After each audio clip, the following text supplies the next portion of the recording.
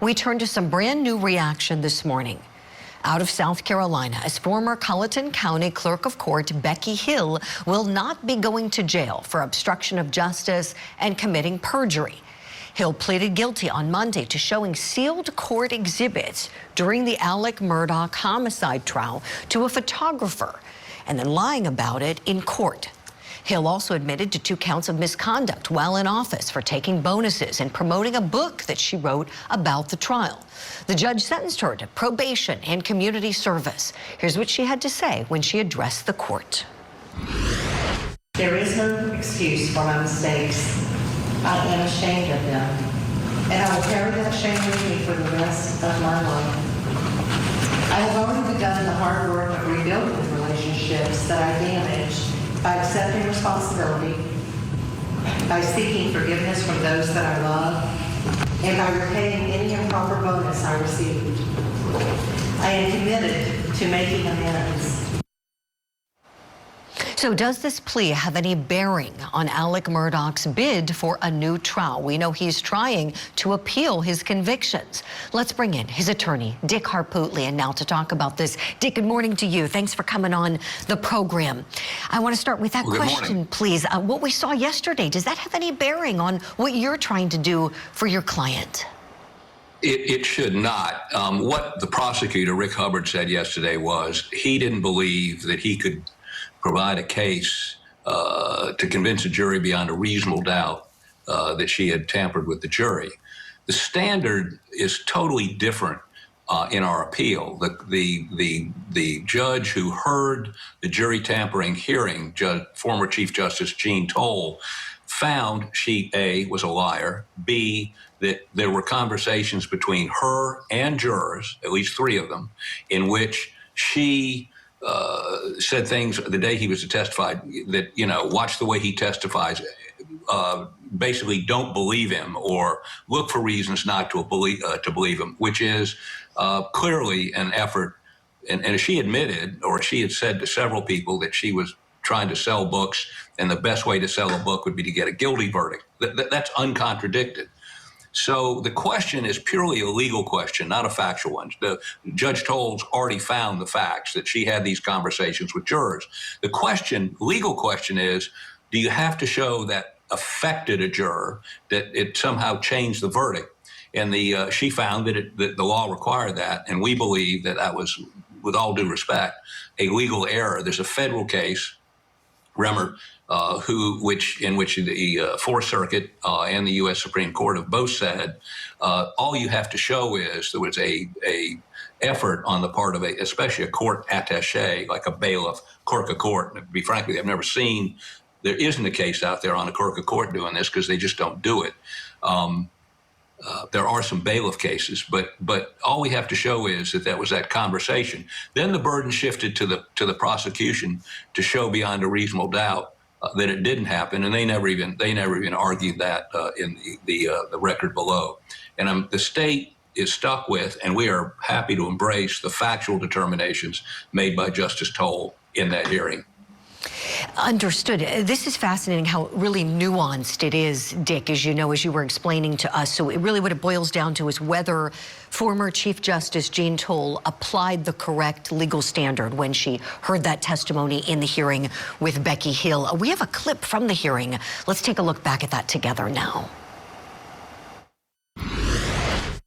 Did you ever allow anyone from the press to view these sealed exhibits? No, ma'am. Did you allow Netflix to ever examine the exhibits for trial? No, ma'am.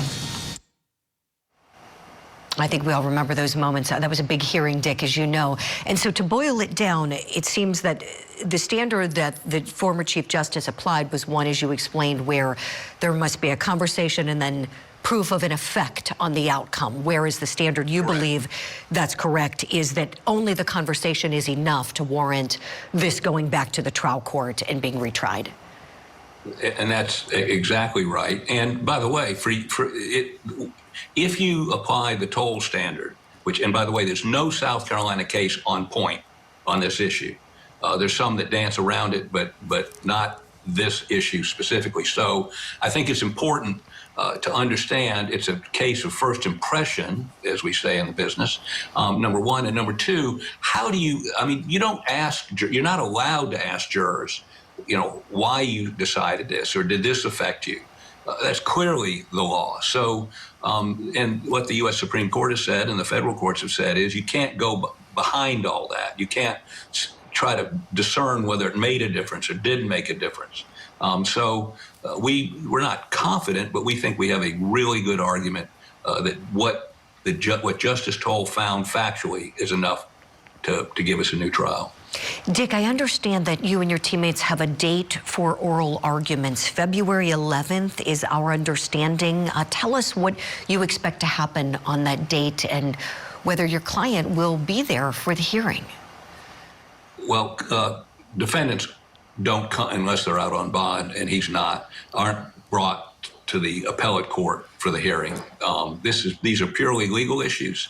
And so most of the time, in these criminal cases, the defendants who are in jail, I think all the time, are not brought to court. We don't expect to see him there.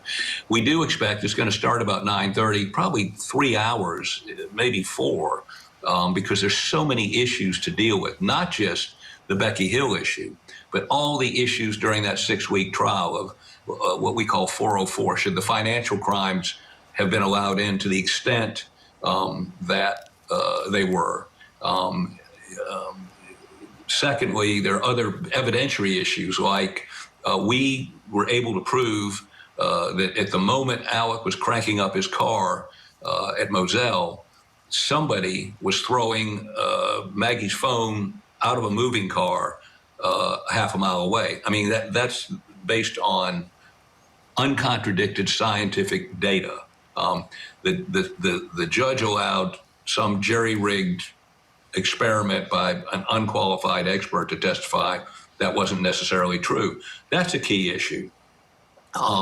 During cross-examination of Alec Murdaugh by the prosecutor, he asked Alex, well, if you knew this, why didn't you tell the police? And that's what we call a Doyle violation, Doyle versus Ohio, that you can't comment on the defendant's silence. And there are a number of issues like that, and that's why I think it's going to take a while to go through all those issues and to explain our position. They get to explain their position. Right. So we go, they go, and then we go, we get the closing on it. Mm-hmm. Oh, and thank you for explaining it now that there are multiple issues you're raising on appeal, not just the issue pertaining to former clerk of court Becky Hill. Curious, Correct. After she entered that plea yesterday, did you by any chance speak to Alec Murdaugh about it? I did. I talked to him yesterday afternoon, and he was, because the news reports were so sketchy, he was looking for the explanation. And of course, he's a former lawyer, so a former prosecutor and civil lawyer. So he gets it. Once I explained what Hubbard said in the courtroom, the prosecutor, was this doesn't resolve or impact the appellate issues. This is merely my decision that the evidence is not to the level that I could convince a jury beyond a reasonable doubt that she tampered with the jury. Now, I would disagree with that. I was a prosecutor for 12 years and actually convicted and put somebody in the electric chair as a prosecutor. So I'm very familiar with this process, and it's a judgment call. But again, everything Hubbard based his decision on was given to him by SLED investigators, SLED being the investigative agency on the original murder case, and they have a vested interest in trying to assure this conviction sticks. So they're not independent, non-biased investigators, and I think that was a mistake. Dick, had you known Becky Hill prior to the Murdaugh case and had trials where she was acting as clerk? Never met the lady before the Murdaugh trial. Now, there's other issues that we should have seen, red flags during the trial, but I've been doing this almost half a century and dealt with dozens of different clerks of court, not just in this state, but other states. I've never, ever suspected a clerk of court of trying to interfere with the fair trial of a defendant. So I was shocked, and there were red flags. For instance, her daughter appeared on the jury list, and she was lobbying me and the prosecutor to put her on the jury if she was drawn. That was weird, but again, she appeared on, and she wants her to have the experience, and she doesn't have a stake in this. We didn't know she was writing a book. We didn't know that she told people a guilty verdict would sell more books. We didn't know she said, if we sell enough books, I can buy a lake house. I mean, all that was unknown to us. If we had known any of that, we would have gotten her out of the courtroom and gotten somebody else involved. Sure. It's really bizarre behavior. I remember being quite surprised when I heard that she had written a book. And I'm thinking, really? Okay. Dick, do you think the behavior was more about her just being excited to be part of something that was so high profile and getting so much attention for herself versus it being about having an axe to grind against your client? Because I don't think we've really seen any evidence that there was anything personal at all toward your client. It seemed more that she just wanted her 15 minutes of fame. Two things. One, my client contributed to her campaign financially when she ran. So really? I don't know of any animosity there. Yeah. But yes, as Justice Toll wrote in her opinion, she succumbed to the siren of fame, is what she wrote. And clearly, I mean, she pled guilty yesterday to lying to Judge Toll in a hearing. Take the stand, put your hand up, just swear to tell the truth, the whole truth, and nothing but the truth, and lied. And yesterday admitted it. I mean, that kind of conduct should raise all kinds of questions about what else she lied about. And it's unfortunate that all of us, I'm looking at a picture of Judge Newman, he was taken in by her. We were taken in by her. Obviously, Alan Wilson is standing there with her after the verdict, calling her Becky Boo. He was taken in by her. She's a con woman, I'm sorry. Let's get it to gender correct.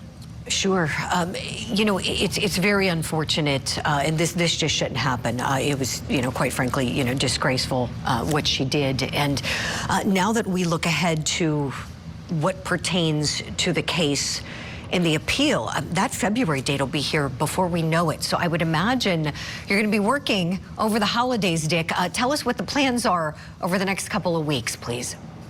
Well, I mean, we've divvied up the issues. That is, Jim Griffin, Phil Barber, and I will all be arguing because it is the 9,000-page transcript of record submitted. It's 100 pages of brief. So it's a massive undertaking to address all these issues, and we want to make sure that they're addressed completely, and we're in a position to answer any question the court may have. I know, as you told me before, you're ready to try this case again if granted a new trial. Attorney Dick Harpootlian, thank you kindly. Happy holidays, Merry Christmas to you and your family, and keep us posted on any developments, please. Thank you.